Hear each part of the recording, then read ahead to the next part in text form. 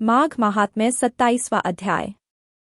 प्रेत कहने लगा कि हे पथिक, मैं इस समय तुम्हारे पास जो यह गंगा जल है उसे मांगता हूँ, क्योंकि मैंने इसका बहुत कुछ महात्म्य सुना है। मैंने इस पर्वत पर गंगा जल का बड़ा अद्भुत आश्चर्य देखा था, इसलिए यह जल मांगता हूँ। मैं प्रेत योनि में अति दुखी हूँ। एक ब्राह्मण अधिकारी को यज्ञ कराकर ब्रह्म राक्षस हो गया। वह हमारे साथ 8 वर्ष तक रहा। उसके पुत्र ने उसकी अस्थियों को इकट्ठा करके गंगा में कनखल स्थान में गिरवा दिया। उसी समय वह राक्षसत्व त्याग कर सद्गति को प्राप्त हुआ। मैंने प्रत्यक्ष देखा है, इसलिए मैंने तुमसे प्रार्थना की है। मैंने पहले जन्म में तीर्थ स्थानों में बड़े बड़े दान लिए थे और उनका प्रायश्चित नहीं किया था। इसी से मैं हजारों वर्ष तक इस प्रेत योनि, जिसमें अन्न और जल मिलना अति दुर्लभ है, दुख पा रहा हूँ। इस योनि में मुझको हजारों वर्ष बीत गए। इस समय आप जल देकर मेरे प्राणों को, जो कंठ तक आ गए हैं, बचाओ। कुष्ठ आदि रोग से भी मनुष्य प्राणों को त्याग करने की इच्छा नहीं करता। देवद्युति कहने लगे कि से उस प्रेत के वचन सुनकर वह ब्राह्मण बड़ा विस्मित हुआ और वह अपने मन में विचारने लगा कि संसार में पाप और पुण्य के फल अवश्य आ पड़ते हैं। देव, दानव, मनुष्य, कीड़े मकोड़े भी रोगों से पीड़ित होते हैं। बाल तथा वृद्धों को मरण, अंधा तथा कुबड़ापन, श्वर्य, दरिद्रता, पांडित्य तथा मूर्खता सब कर्मों से ही होता है। इस कर्म भूमि में जिन्होंने न्याय से धन इकट्ठा किया वह धन्य है।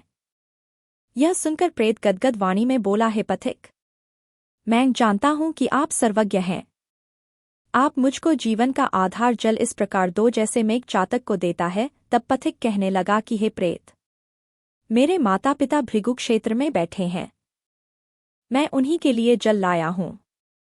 अब बीच में तुमने गंगा के संगम का जल मांग लिया। अब मैं इसी धर्म संदेह में पड़ा गया कि क्या कांड वस्तु में यज्ञों को इतना नहीं मानता जितना प्राण रक्षा को मानता हूं। इसलिए प्रेत को जल देकर तृप्त करके माता पिता के लिए फिर जल लाऊंगा। लोमश जी कहने लगे कि इस प्रकार उस पथिक ने गंगा यमुना के संगम का जल उस प्रेत को दिया। उस प्रेत ने प्रीतिपूर्वक जल को पिया। उसी समय वह प्रेत शरीर को छोड़कर दिव्य देहधारी हो गया। केरल कहने लगा कि बिंदु मात्र गंगा जल से वह प्रेत मुक्त हो गया। हम समझते हैं कि ब्रह्माजी भी इस जल के गुण का वर्णन नहीं कर सकते, नहीं तो महादेव जी इस जल को मस्तक पर क्यों धारण करते।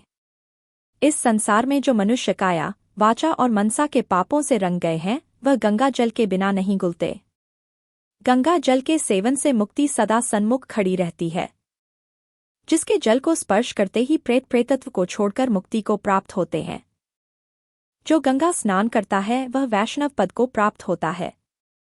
यदि संबंधी लोग गंगा जल से तर्पण करें तो नरक में रहने वाले पितर लोग स्वर्ग में चले जाते हैं और स्वर्ग में रहते हुए ब्रह्मत्व को प्राप्त होते हैं। गंगा जल के समान और कोई मुक्ति का साधन नहीं।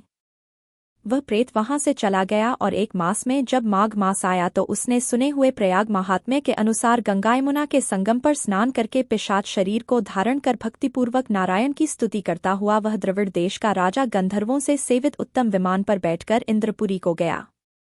सो हे द्विज, यह इतिहास पापों का जल्दी ही नाश करता है। इसमें धर्म का ज्ञान होता है। यह पुण्य, यश तथा कीर्ति को बढ़ाने वाला है। ज्ञान तथा मोक्ष का देने वाला है। तुम भी सद्गति पाने के लिए प्रयाग चलो, वहां पर हम सा स्नान करें जो देवताओं को दुर्लभ होता है।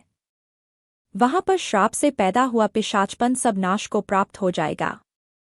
इस प्रकार लोमशजी के मुख से अमृतमय मधुर कथा को सुनकर मानो अमृत पीकर सब प्रसन्न हुए और पापरूपी समुद्र से पार हुए।